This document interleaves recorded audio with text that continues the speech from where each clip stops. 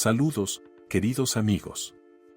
Les presento las averías y averías más habituales que se producen en el Ford Fusion.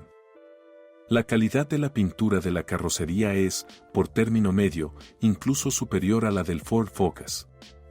Pero la forma de las partes laterales definitivamente influirá con el tiempo. El bisel de la parte inferior de la puerta atrapa todas las piedras debajo de las ruedas, y esto no se puede corregir ni siquiera con un guardabarros ancho.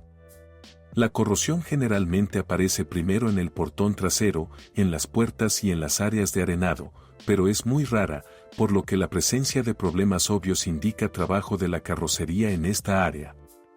Es más difícil lidiar con la corrosión gradual de las costuras que se puede esperar en la zona de los umbrales y los bajos de los coches más antiguos.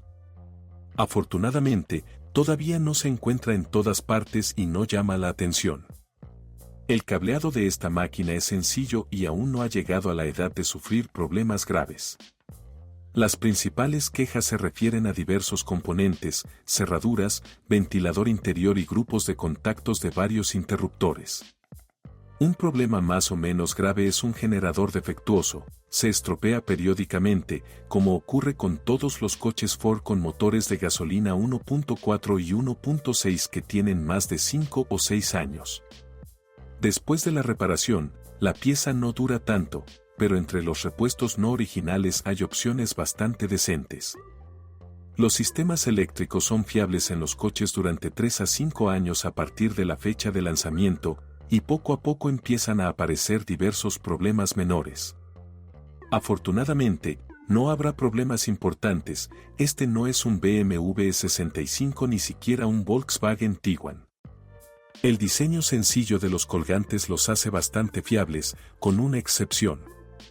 Los amortiguadores traseros duran sorprendentemente poco y la vida útil de los puntales delanteros está lejos de batir récords. Los amortiguadores traseros originales pierden mucho su eficacia después de 30.000 kilómetros, y después de 50 es casi seguro que requerirán reemplazo. Los delanteros pueden durar hasta 70 a 100.000, pero normalmente se cambian después de una disminución en el rendimiento a un máximo de 50 a 70.000 km.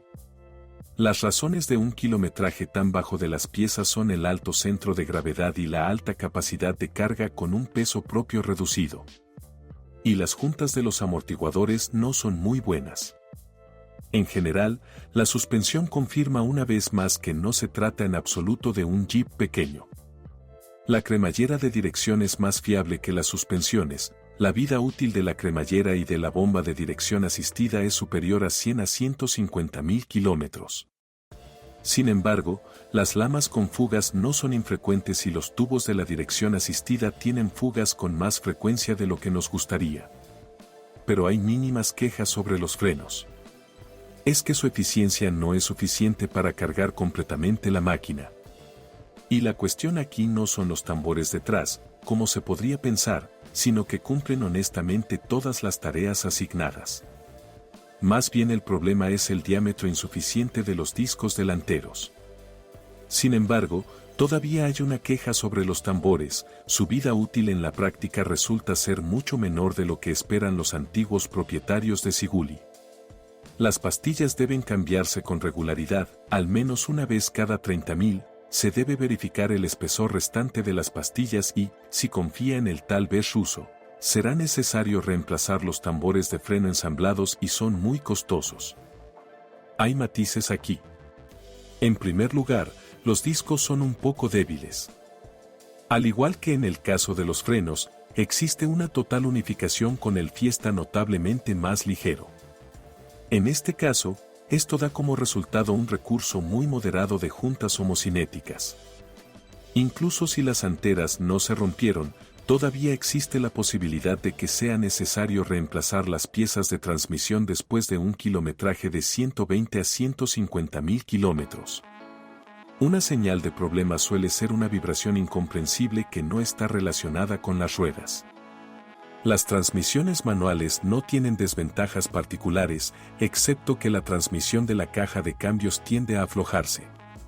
Además, el volante bimasa de los motores diésel, que aparece allí desde 2004, falla prematuramente para quienes gustan de arranques bruscos, a menudo resbalan en invierno o arrastran remolques. O aquellos que tienen transmisión automática robótica.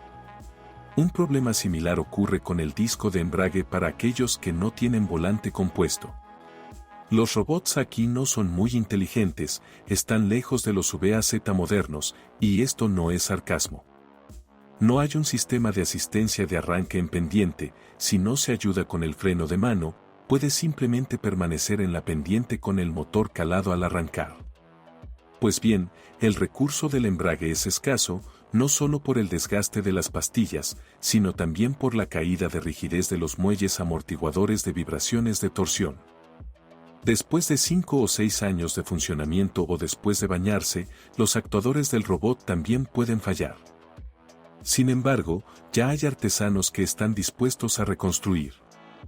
No contaría con un resultado del 100%, pero puedes retrasar el reemplazo. La vida útil de la transmisión automática, que funciona con motores 1.6, es muy larga, incluso en nuestras condiciones. Si cambia el aceite con regularidad y no lo sobrecalienta, lo más probable es que sobreviva al automóvil. El fallo de la caja suele ser consecuencia de errores operativos muy graves.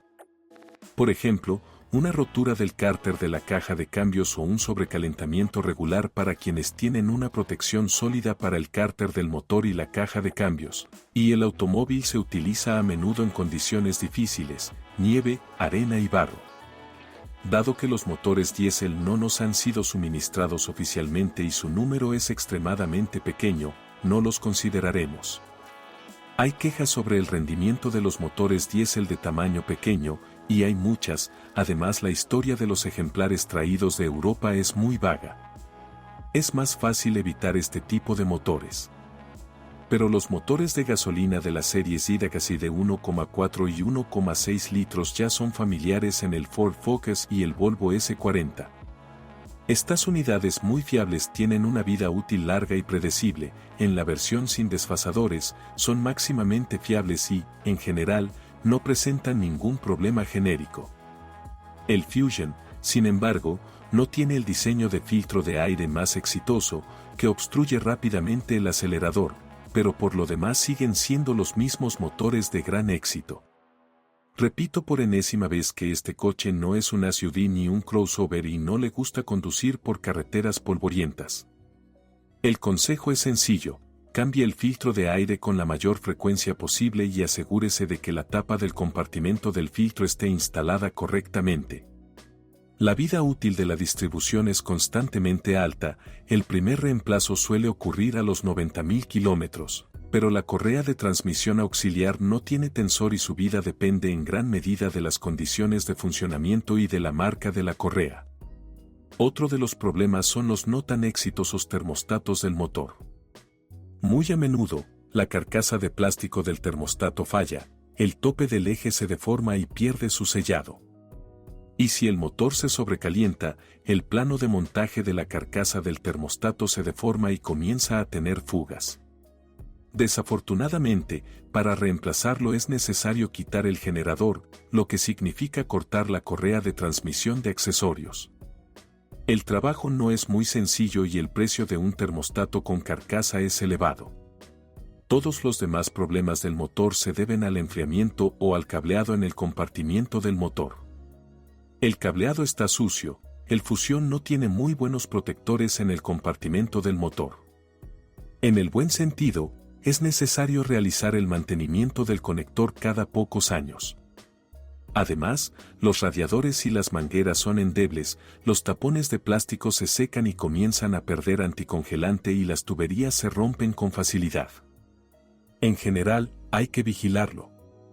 Esta es toda la información sobre los problemas del Ford Fusion. Si sabes más o no estás de acuerdo con lo escuchado, te espero en los comentarios.